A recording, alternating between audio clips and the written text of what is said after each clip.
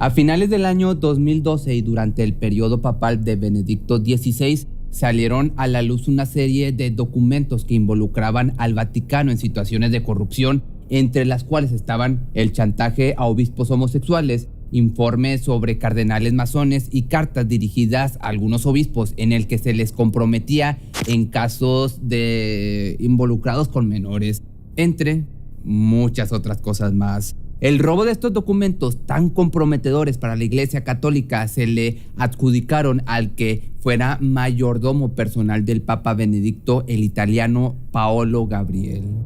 Este era el encargado de servirle la comida e incluso se encargaba de primero probarla para cerciorarse de que no estuviera en mal estado o que en peores circunstancias contuviera algún tipo de veneno. También se encargaba de despertarlo por las mañanas, lo ayudaba a vestirse y a organizar sus cosas en caso de viaje, así como acompañarlo a donde quiera que fuera. Era como quien dice su sombra. Por sus servicios, Paolo cobraba una cantidad de 1.800 euros al mes y vivía en una elegante casa que era pagada por el Vaticano.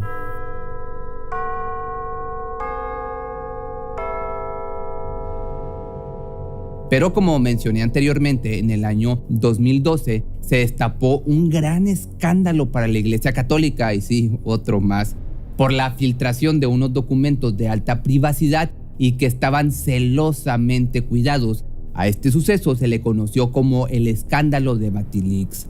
Fue en marzo del año 2012 cuando en un programa de televisión llamado Los Intocables, el periodista Gianluigi Nuzzi sacó a la luz dos cartas que fueron enviadas por el monseñor Carlos María Viganò, en las que hacía una denuncia sobre la corrupción y la mala gestión de la administración del Vaticano. No se sabe si esta carta era una crítica que se iba a quedar en el plano interno, es decir, que fuera enviada para que se leyera exclusivamente por miembros del Vaticano, o que fuera una denuncia pública. Lo que sí se sabe es que Viganò había tenido anteriormente una disputa con el cardenal Tarciso Bertoné, quien era la mano derecha del Papa, y por este motivo había sido enviado lejos de Roma.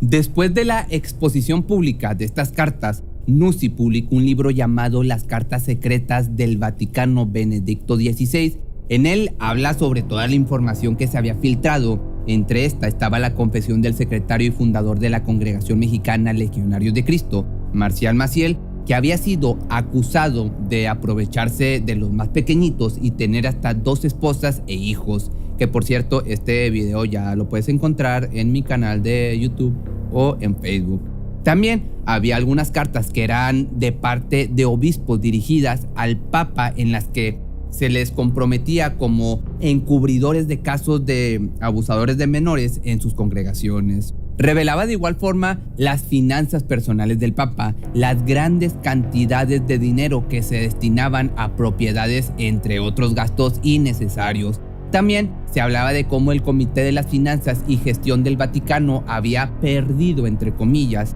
una cantidad de 2.5 millones de dólares. Y entre las demás cosas que se filtraron fueron varias cartas que iban dirigidas al Papa, en las que se le solicitaban audiencias privadas que llevaban adjuntados cheques por más de 10,000 euros como donaciones, otra vez te digo entre comillas, para que se les pusiera al principio de la lista de personas que esperaban una audiencia privada con el pontífice. Pero de entre las cosas que más impactaba estaba un informe que narraba con lujo de detalle la existencia de un grupo de miembros del Vaticano que eran homosexuales, los cuales podían ir a un recinto que estaba en una villa a las afueras de Roma, en donde podían tener todo tipo de esparcimiento al gusto de los asistentes, lo cual da mucho que pensar, ya que principalmente la Iglesia Católica por muchos años ha rechazado la idea de homosexualidad, pero esta situación está doblemente mal, porque según la Iglesia, los sacerdotes y demás grados religiosos son célibes, es decir, que no pueden tener ningún tipo de relación carnal, para no decir la palabra, ni amorosa. Lo que más quería el Vaticano era saber quién había sido la persona que había filtrado toda esta información. Lo único de lo que podían estar seguros era que se trataba de alguien que estuviera dentro del círculo más íntimo del Papa Benedicto, ya que había documentos que estaban guardados en la habitación del Papa, y ese es un lugar al que muy pocos tenían acceso. Esta persona se había apoderado de los documentos, los había leído cuidadosamente para seleccionar cuáles le servían para su objetivo, los fotocopió y los regresó a su sitio para que nadie se diera cuenta de su hazaña hasta que la bomba explotara y después los había entregado a la prensa. Por lo tanto, el monseñor Ganswein realizó una junta a los servidores más íntimos del Papa para preguntarles sobre la situación y todos negaron estar involucrados en el escándalo, entre ellos Paolo. Sin embargo, todos sospechaban de una persona en particular y esta pues era el mayordomo, por lo que el monseñor le dijo que lo tenían que suspender por precaución, a lo que Paolo reaccionó indignado, diciendo que seguramente solo querían usarlo como chivo expiatorio. Pero a pesar de todas las sospechas, Gianluigi Nuzzi siempre negó que Paolo haya sido el infiltrado. Después de la suspensión del mayordomo en marzo del año 2012, el Papa Benedicto nombró a 3 cardenales como encargados de la investigación para saber quién había sido el culpable, y a la cabeza estaba el cardenal español Julián Herranz, quien en ese entonces era el superior del Opus Dei. Esta viene siendo una institución que pertenece a la Iglesia Católica, que su misión se basa en ayudar a que los feligreses vivan de acuerdo a la fe de manera cotidiana.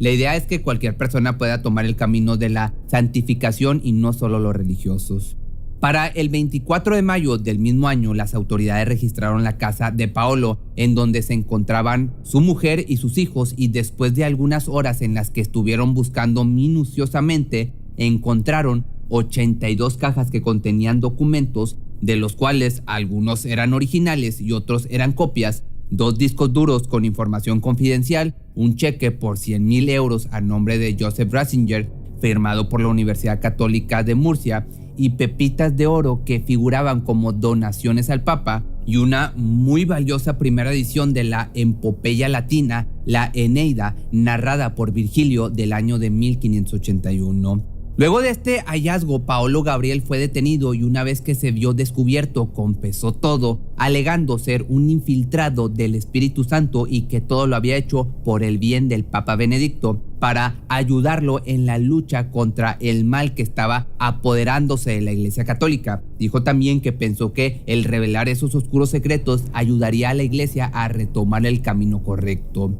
Paolo declaró durante su juicio que al tener muchas oportunidades para platicar con el Papa, se había dado cuenta de que mucha de la información que pasaba por el Vaticano se le ocultaba. Dijo que estaba convencido de que Benedicto era manipulado por sus asesores y los más allegados a él, y que se aprovechaban de su poder para que éste tomara decisiones que no eran lo correcto. También habló de que en todo este asunto siempre estuvo solo y que no había recibido ayuda de nadie, pero que quizás sí habían influido algunas pláticas que había tenido con 2 cardenales y con una colaboradora del Papa llamada Ingrid Stampa, además de la situación en la que él veía la vida en el Vaticano, la cual le parecía una situación insoportable. Lo que sí reconoció fue que se sentía muy culpable de haber traicionado la confianza de Benedicto XVI, quien dice siempre fue muy bueno con él y que lo trató como si fuera un hijo, pero comentó que él realmente creía que le hacía un bien y que pensaba que Benedicto tomaría serias medidas como sacar de la iglesia a los encubridores de abusos y obviamente a los que los realizaban y demás personal corrupto. Mientras tanto, Piero Antonio Bonet, el juez del Tribunal de Estado del Vaticano, dijo que existían las pruebas suficientes para que el mayordomo fuera a prisión hasta por 8 años por la posesión ilegal de documentos pertenecientes al jefe del Estado. Así que finalmente, el 13 de agosto del año 2012, Paolo fue acusado formalmente de robo agravado y el 29 de septiembre dio inicio el corto juicio en contra de Paolo, en el que nuevamente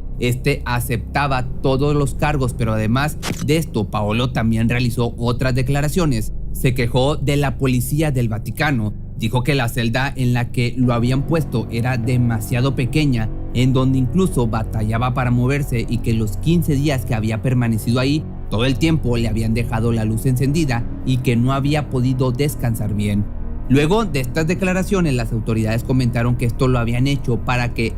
no se hiciera daño. También se aclaró que la situación se complicó cuando tuvieron que encarcelar a Paolo, porque el Vaticano no cuenta con prisiones. Dado que no es muy común el crimen en este lugar, a excepción de los que hacen ellos, de algunos robos de carteras que son principalmente realizados por turistas. Durante el juicio se realizaron unos estudios psicológicos a Paolo y se llegó a la conclusión de que sufría de una frágil personalidad con tendencia a la paranoia, además de un delirio de persecución que se derivaban de una gran inseguridad personal.